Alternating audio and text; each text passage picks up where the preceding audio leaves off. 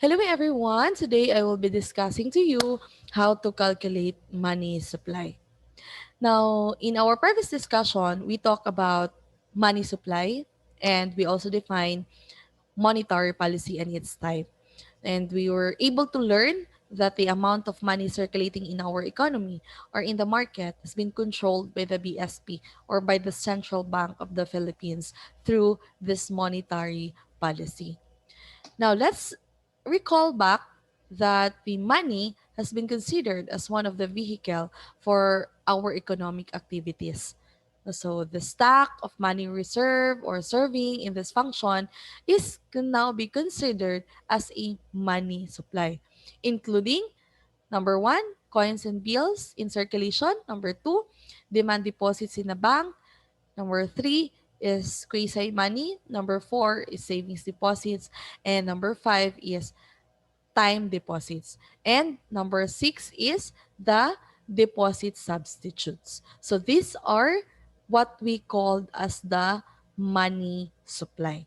Or that concludes our totality or aggregate money supply. Okay. Now, before we go with our example, let's have look at here in our circular flow model. Now the households is going to work to the firm, and then the firm will give in return to the labor will pay in a form of salary or wages. No, and then household, as they earn money or income, they go to the firm to purchase goods and services, or to shops, to malls, and to other entities wherein they can purchase goods or products. Then, in return, the as the household acquires the goods and services, the household must pay for that good that they have get or they have purchased, while the firm will receive their money. So, in short, the money has been always circulating in our economy. So it will just pass into another hand and pass to another hand, but it is still circulating in our economy. Now, how to measure money supply?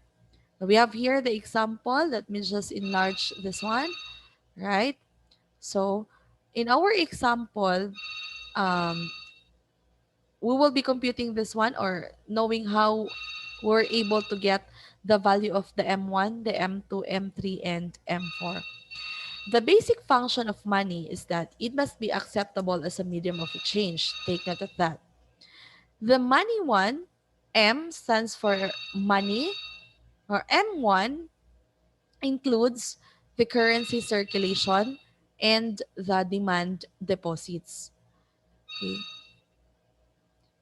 The second definition of the money stock, or M2, is broader definition. It includes the concept of store of value, which includes savings and time deposits, or this is also called as the near money or quasi money.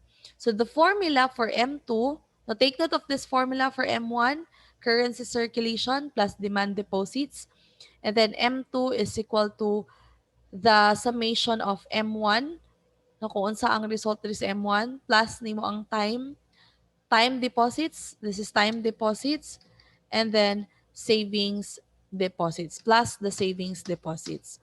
So here, given the following examples, no, the currency circulation is 270. This is in billion, point 50. The demand deposits 349 billion. Savings deposits 1 million, 1 billion and 266.5 million. And then time deposits 413.9 million, and then the deposit substitute is 22.1 million, and the FCDU deposits or residents, that is 761.8. So take note, how are we going to get the M1? M1 is equal to currency circulation plus demand deposit. So given here, the currency in circulation is 270.5, and the demand deposits is this one 349. So we just to have to add that, and the result is our M1 or money supply 1 is the 600 is equal to 619.5 billion. Next, we have here, how are we going to compute M2 or the money supply to M1 plus time deposits plus savings deposits? So in our example here, the demand deposits is rather savings deposits is 1,266.5 million. Okay, so we will just put that value here. No, so since ang ato ang value sa M1 is 619.5 million, so we'll just put it down, and then we will add simply the savings deposit and then the time deposit of 413.9. So total, the money supply or M2 is 200 or 2,299.9 billion. Okay, so next, let me just remove this one. Okay. Now, how are we going to compute with the M3? After M2, we will compute the third measure of money, which is called the total liquidator or M3. So same example, same given. The M3 includes the M2 plus the deposit substitutes. Okay, given here, the deposit substitute is 22.1 million. Okay, so money supply M2, which is actually just arrived from the value computed a while ago in M2. And then we will just copy that one. So 2,299.9 million. We have to add simply the deposit substitutes, which is 22.1 million.